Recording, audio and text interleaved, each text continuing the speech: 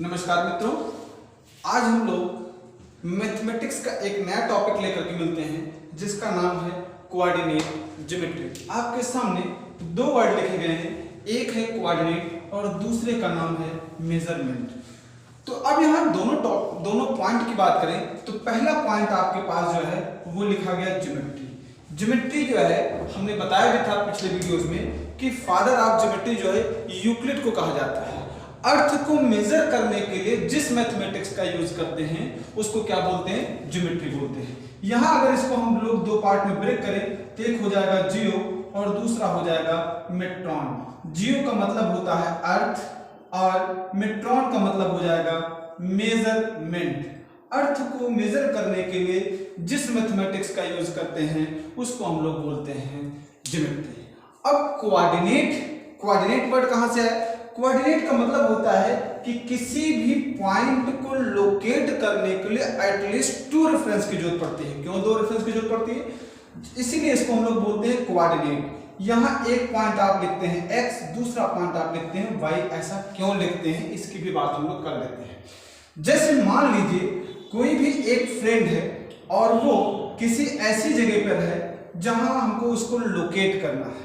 उसको लोकेट करने के लिए दो एक्सिस की जरूरत पड़ती है। एक मैथमेटिशियन थे जिनका नाम था डिकार्टले। डिकार्टले ने ही इस कोऑर्डिनेट को ही डिफाइन किया था।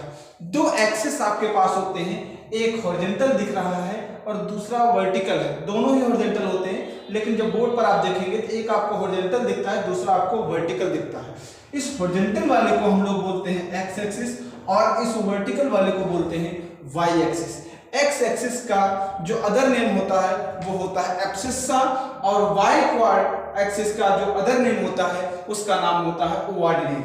ये दोनों पॉइंट जहां एक दूसरे पर इंटरसेक्ट करते हैं, एक दूसरे को इंटरसेक्ट करते हैं, उसको हम लोग बोलते हैं ओरिजिन। अब यहाँ ओरिजिन से जब हम लोग लेफ्ट में आते हैं तो जो ये x होता है यहाँ x डैश हो जाता है, और ये जो y होता है जब हम लोग नीचे आते हैं तो इसको हम लोग y डैश बोल देते हैं। क्या डिफरेंस होता है? ये एक तरह की नंबर लाइन होती है। जैसे यहाँ एक नंबर लाइन है, यहाँ आपके पास 0, यहाँ 1, यहाँ 2, यहाँ 3, यहाँ 4, यहाँ -1, -2, -3, -4 इस तरह से चलता है। सेम उसी तरह से यहाँ पर भी आपको मिल जाएगा 1, यहाँ 2, यहाँ 3, यहाँ 4, यहाँ 5। जब लेफ्ट में आएंगे -1, -2, -3, -4 इस तरह से हम लोग इंक्रीज करते हैं। y की बात करेंगे तो यहाँ फर्स्ट, यहाँ सेकेंड, यहाँ थर्ड, फोर्थ, फिफ्थ इस तरह से। नीचे आएंगे तो -1, -2, -3, -4, -5 इस तरह से मिलते जाते हैं।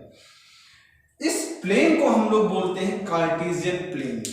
अब यहाँ इस प्लेन पर अगर हमको किसी भी पॉइंट को लोकेट करना है तो टू रेफरेंस की जरूरत पड़ेगी। जैसे यहाँ अगर हम लोग बात करें कि इस पॉइंट की बात करें, यहाँ पॉइंट एक P है, इस पॉइंट की बात करें, इस पॉइंट P को हम लोग देख रहे हैं एक्स एक्सिस से जो इसकी डिस्टेंस है, शॉर्टेस्ट डिस्टेंस है, वो कितने यूनिट है? एक्स एक्सिस से जो इसकी डिस्टेंस है वो 3 यूनिट है। आप यहाँ देख रहे हैं 3 यूनिट है। और यहाँ से जब y एक्सिस की बात करेंगे तो यहाँ से भी इसकी डिस्टेंस कितनी हो जाएगी? 3 यूनिट हो जाएगी। तो इसके जो कोऑर्डिनेट हो जाएंगे वो 3,3 हो जाएंगे।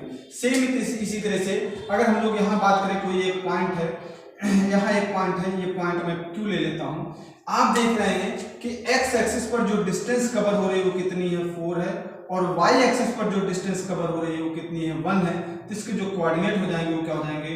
4,1। x एक्सिस पर 4 चलेंगे और y एक्सिस पर 1 चलेंगे। जहां ये दोनों इंटरसेक्ट करेंगे उसी पॉइंट को बोलेंगे पॉइंट Q। तो डिकार्टले ने बताया था कि किसी भी पॉइंट को लोकेट करने के लिए एटलीस्ट टू रेफरेंस की जरूरत पड़ती है। पहला जो पॉइंट है वो होगा आपके पास x एक्सिस और दूसरा जो हो जाएगा y हो जाएगा। यहाँ जो x है इसको हम लोग बोलते हैं फर्स्ट कंपोनेंट, इसका नाम होता है फर्स्ट कंपोनेंट, और y को बोलते हैं सेकेंड कंपोनेंट।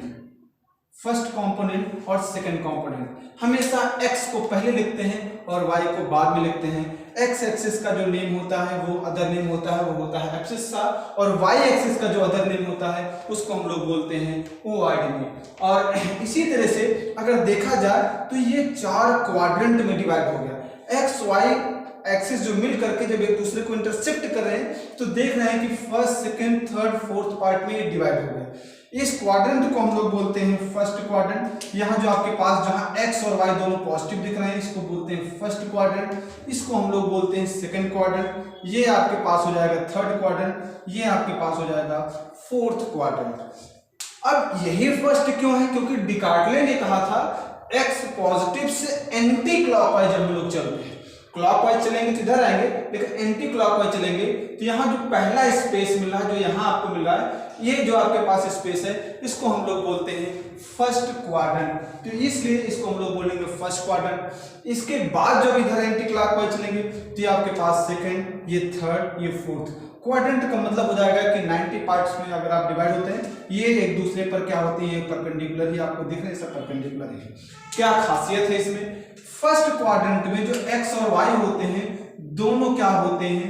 दोनों पॉजिटिव होते हैं, एक्स भी पॉजिटिव, वाई भी पॉजिटिव।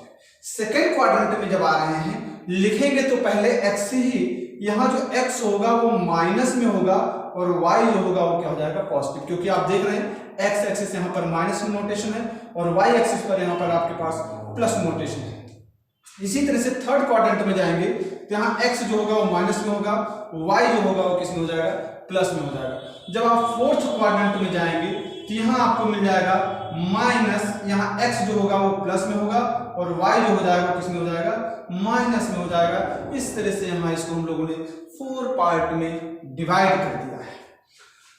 अब हम लोग बात करेंगे कि कैसे इस पर हम लोग जानेंगे कि कहाँ किस क्वाड्रेंट में है।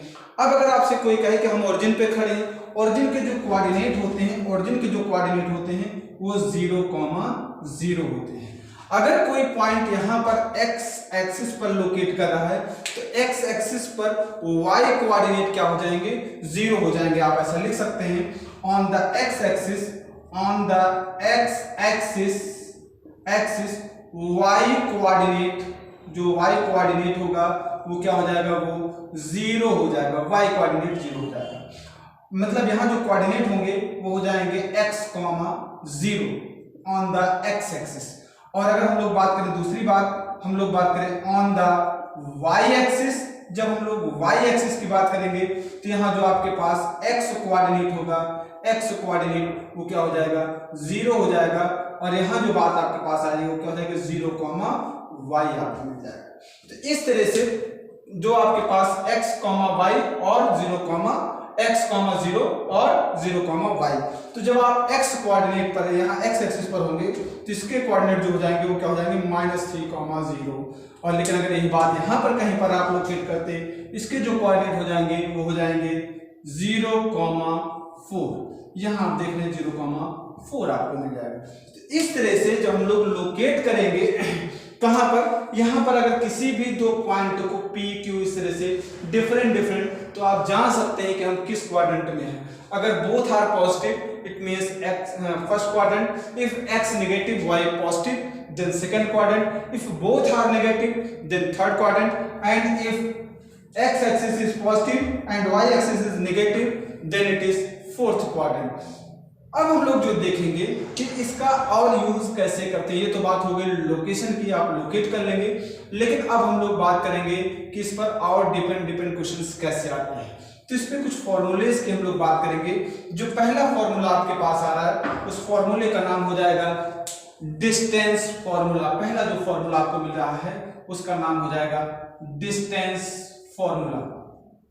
डिस्टेंस फॉर्मूला का मतलब हो जाएगा कि कोई भी दो पॉइंट दिए गए हैं, मान लीजिए यहाँ एक पॉइंट दिया गया है A, दूसरा पॉइंट यहाँ पर दिया गया है B, इन दोनों के बीच की डिस्टेंस निकालनी है।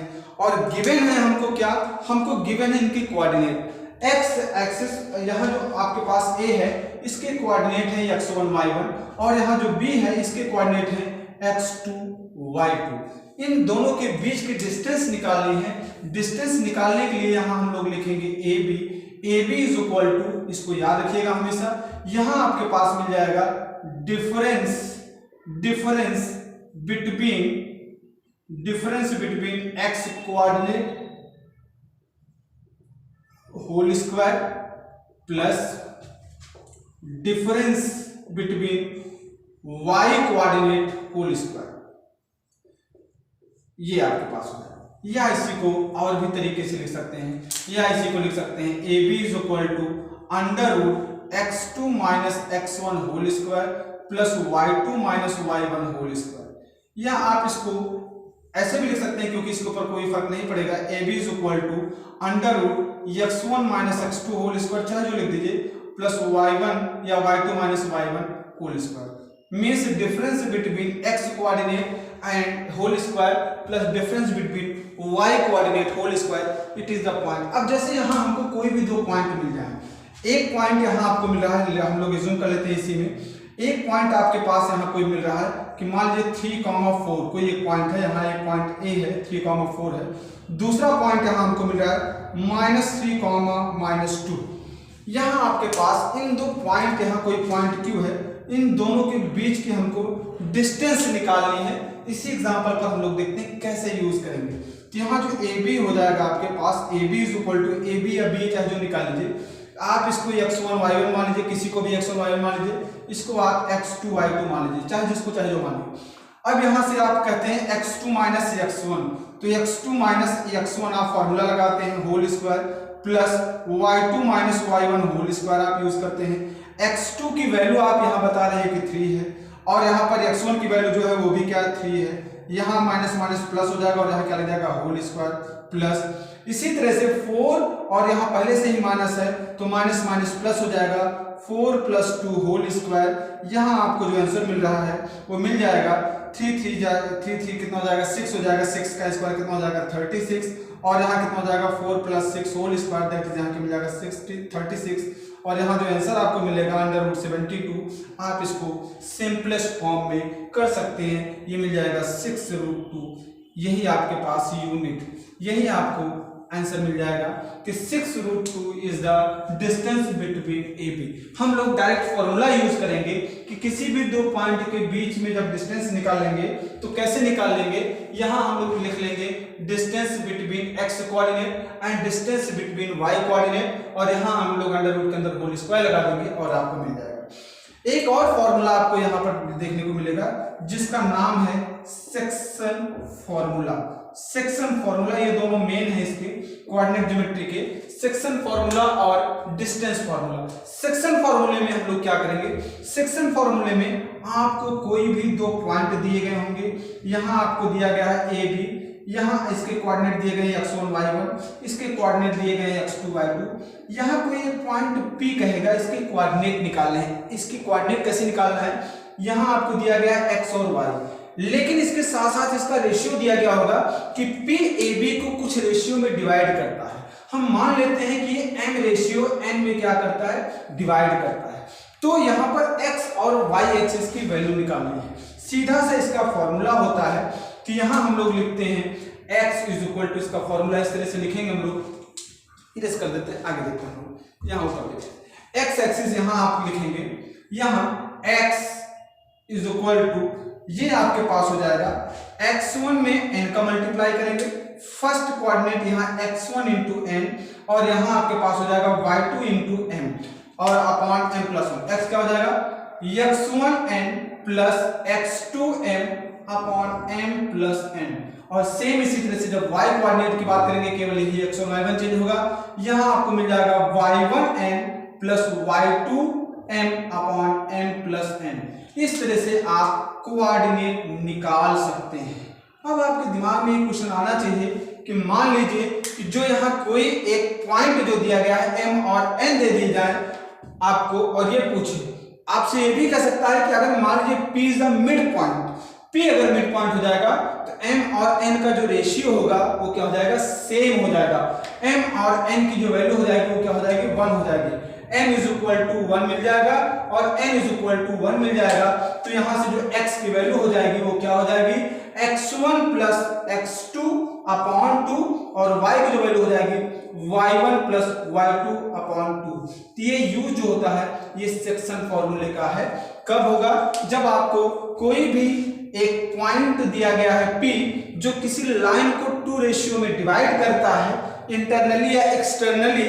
तो हम लोग इंटरनली की बात करें, जब इंटरनली डिवाइड करता है, इंटरनली m रेशियो n में डिवाइड करता है, तो यहाँ जो पॉइंट P के कोऑर्डिनेट हो जाएंगे वो क्या हो जाएंगे, x1n plus x2m upon m plus n। Same इसी तरह से जब y की वैल्यू निकालेंगे, y कोऑर्डिनेट क्या हो जाएगा, y1n plus y2m upon m plus n।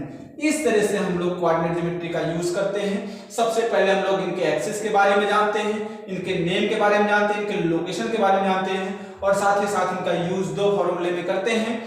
पहला जो फॉर्मूला है वो है डिस्टेंस फॉर्मूला, दूसरा जो फॉर्मूला है वो सेक्शन फॉर्मूला। इसका स्क्रीनशॉट ले लीजिए।